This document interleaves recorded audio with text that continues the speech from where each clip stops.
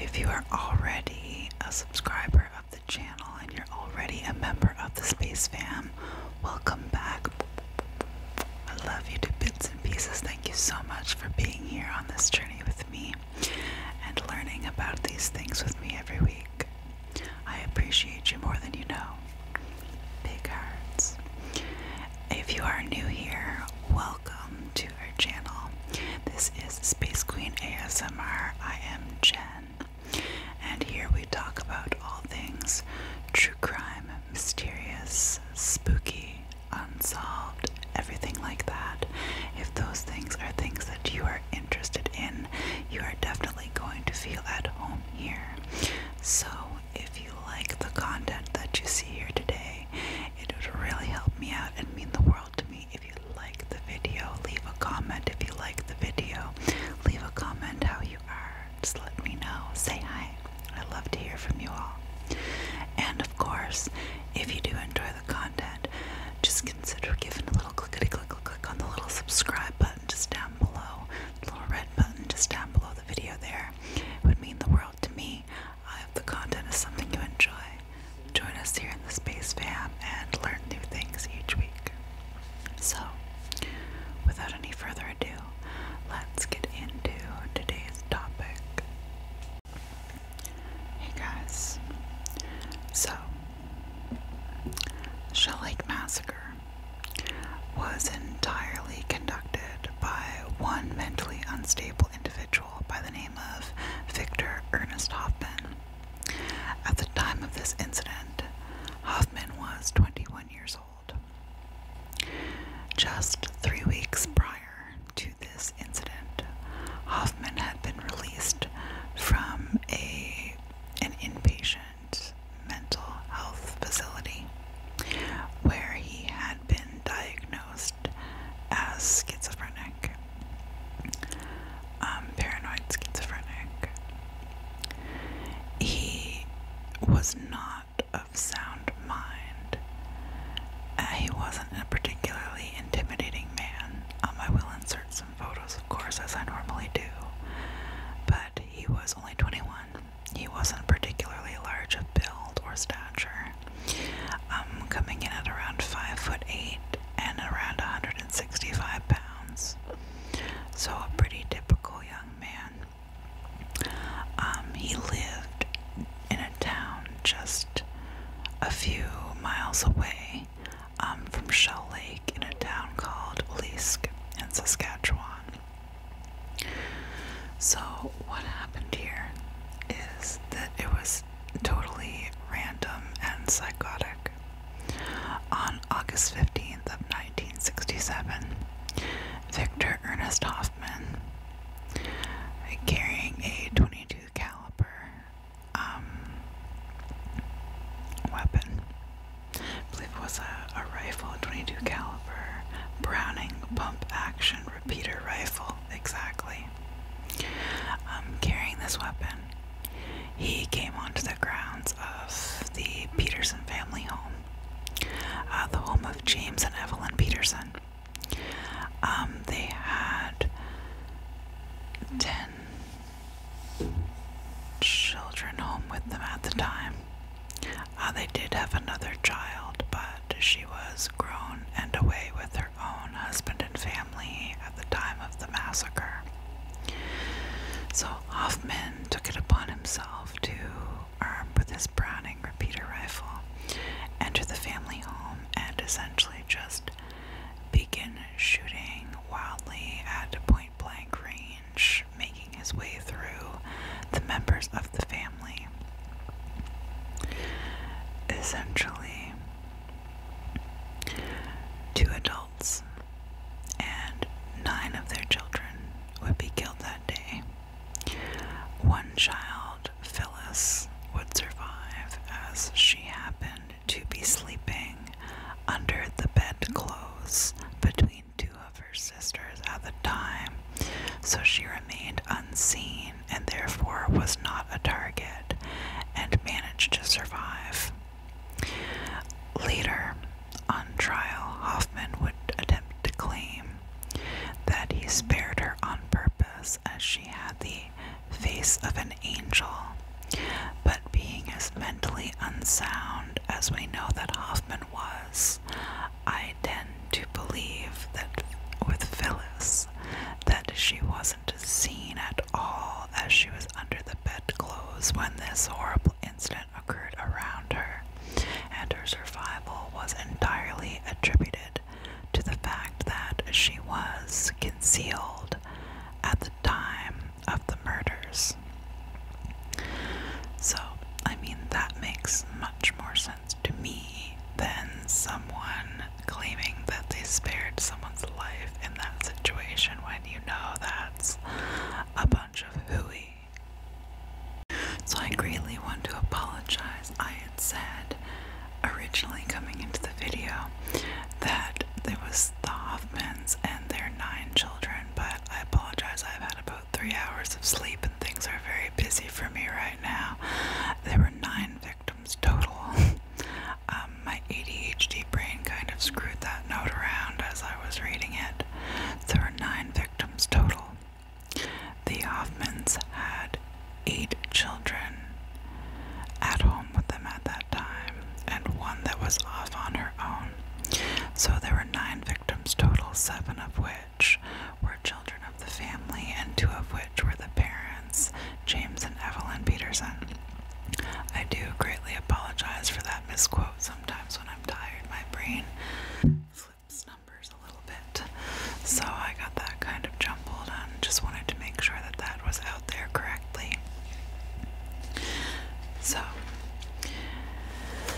Hoffman moved in a pattern throughout the Peterson family farm.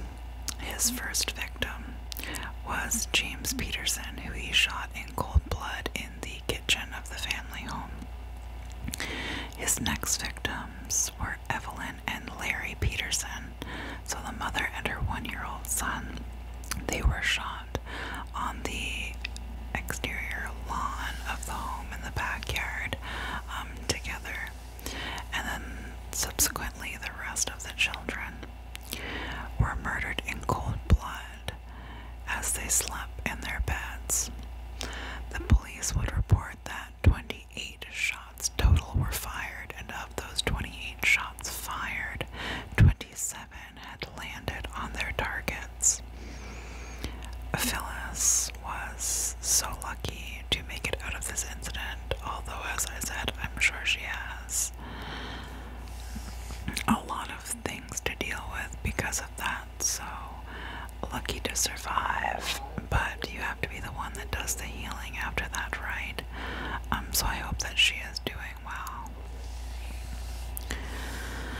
So, it wouldn't take long for the bodies of the family to be discovered, which is one silver lining of this horrific situation. James Peterson actually had a hired farmhand who would come to the family farm and occasionally help with some chores that needed doing around the farm. So his name was Wildrew Lang, and Wildrew was actually expected at the family farm to meet up with James Peterson that day. So Wildrew showed up to the home. He saw that nothing was really active and going like it normally would be when he shows up to help.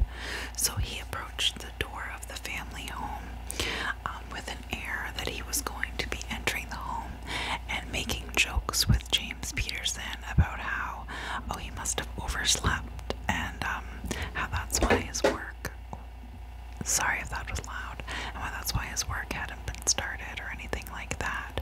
But of course his jokes would not last long, even in his own mind, as soon as he opened that door with the joke on the tip of his tongue, he was met by the sight of James Peterson's deceased body on the kitchen floor. Upon investigation, he, of course, did eventually discover the remains of Evelyn and their 7 children, as well as surviving Phyllis. At this time, however, in Saskatchewan, in Canada as a whole actually, people didn't have home phones.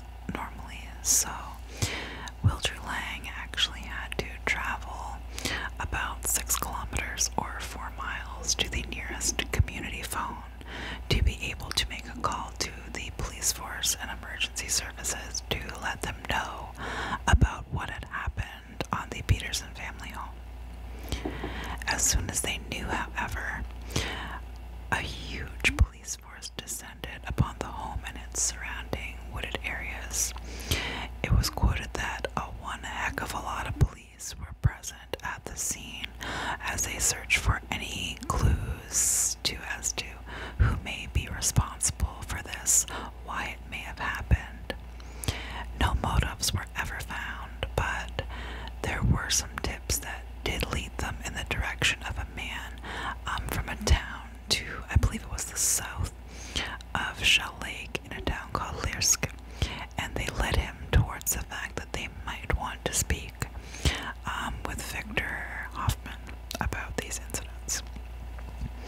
And so they did. Now, before we continue, I just wanted to go over the names of all of the victims.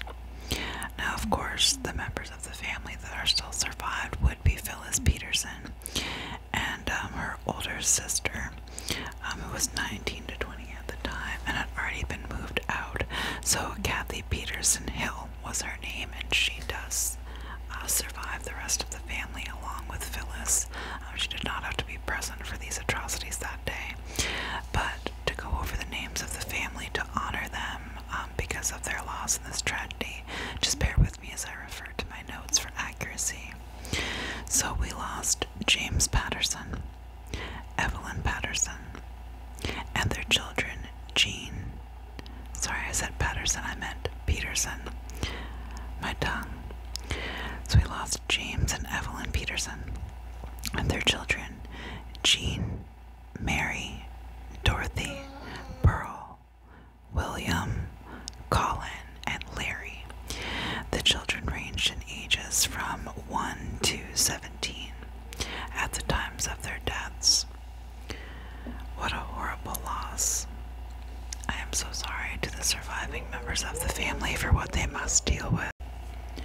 So after the police got the tip to go check in on Hoffman, just 4 days after the murders were committed, on August 19th of 1967, Victor Ernest Hoffman was arrested at his parents' home in Lirsk, Saskatchewan, which was just 65 kilometers south of Shell Lake.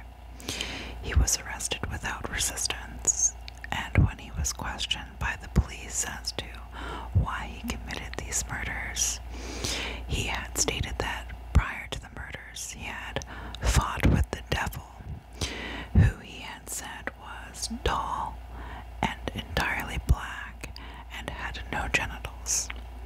And he stated that he fought with the devil just before he committed these murders at the Peterson family home.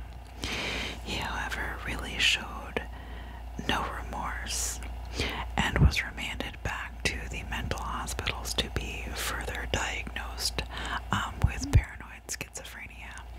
If you don't know much about paranoid schizophrenia, just to give you a little bit of insight, it can cause visual and auditory hallucinations and severe thoughts of paranoia and delusions.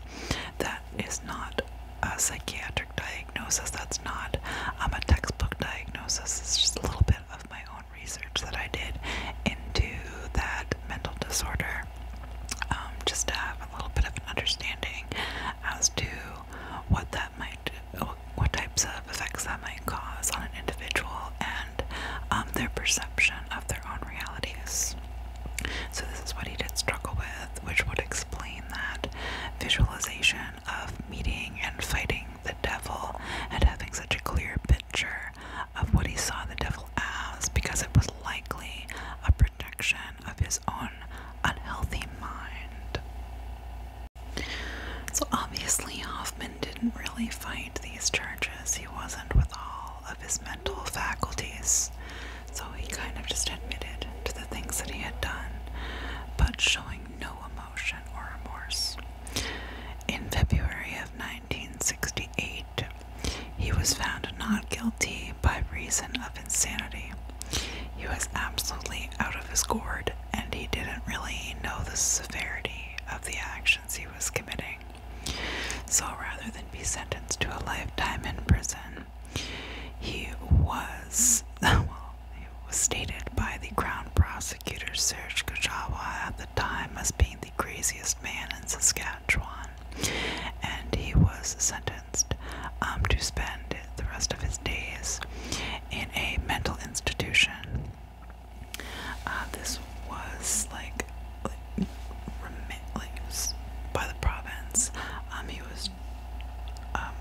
custody of the provincial healthcare system, and so he was basically being jailed, but just in a mental health institution, which would have more benefit to him than a normal prison system. Someone like that wouldn't really benefit by being punished because they're not really aware of their actions and the consequences and right from wrong in some of these situations. So really, this is probably the best alternative for someone who is that far out of their own faculties, you know.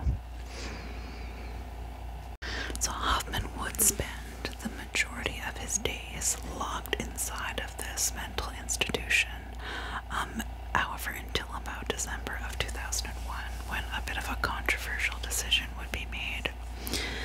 So it would come down the line that Hoffman would be allowed supervised day visits to some of the neighboring towns around Saskatchewan. Now, this came at great controversy, as even though he would have a handler and security at the time as they were supervised outings, no one was required to let the police or the community know about when or where he was going on these day trips.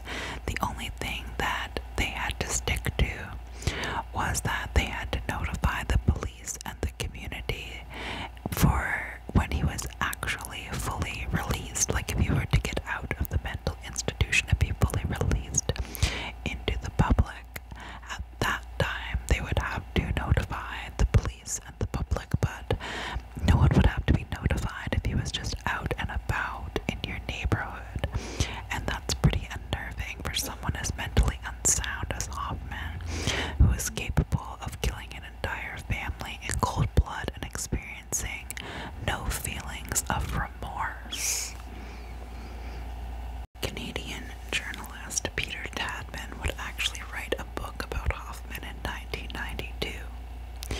Throughout the course of his research for the book that he wrote, he would have several opportunities to have one-on-one interviews with Hoffman. In all of these interviews for his research, Tadman tried to delve into what Hoffman felt about these murders and if there was a reason that he committed them.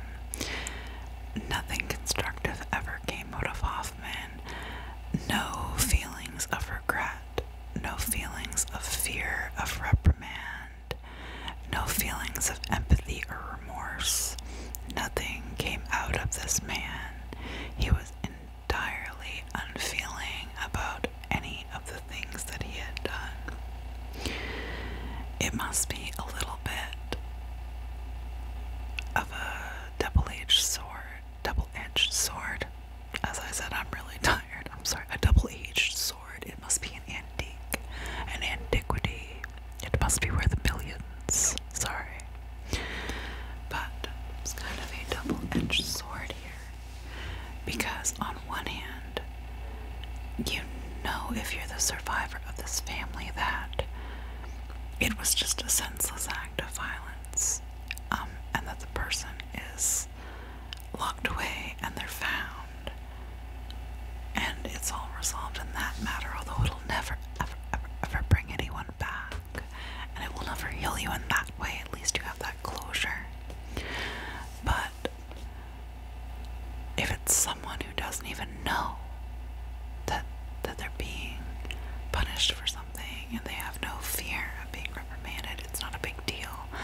I feel like that almost takes away a little bit from your I feel like it would make my justice feel, oh, he doesn't know that he's being punished. On one hand, I'd be like, well, he didn't know what he was doing.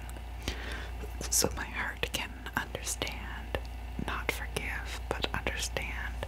But on the other hand, you know, I'm sure you kind of get where I'm coming from.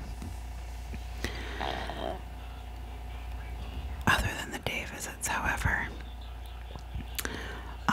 Hoffman would actually stay in custody for the remainder of his days. He would actually end up dying of cancer in custody on May 21st of 2004. So he has not been in this world with us for quite some time. some peace to any surviving members of the Peterson family. And that actually, guys, is all for today's case. I apologize that it was a bit of a shorter one this week, but a lot has been going on with me personally this week. I would like to get into some more of that stuff, but I don't know that I want to do it on this channel. I'm thinking of perhaps in the future maybe creating another platform, Patreon or something, to share personal details about my life, because a lot does go on from time to time, but I sometimes think that I wouldn't really fit with the theme of this channel, things like that. So we'll think about that, but just know that I am dedicated to bringing you these cases. I love making these videos, and I love you guys as a community. I just had a bit more going on this week, so unfortunately my research time was a bit limited. So as you know me, I like to get all the details, so I wanted to make sure that I could pick a concise case this week to get all the details and to get it done in the time that I had. I hope that you have enjoyed learning about this case, that perhaps you learned something new and gained a new perspective on a new case. That is all, however, for the video for this evening, you lovely, lovely, lovely, lovely members of the Space Fam. I hope that you have enjoyed this video. Please leave me a comment down below to let me know how you're doing. Let me know if you liked the video. I will see you again either later this week or at the beginning of next week with an entirely new video. Things should be slowing down a bit. Things may be changing in my personal life a little bit, but I don't know. It's all up in the air. I'll let you know. But you guys have a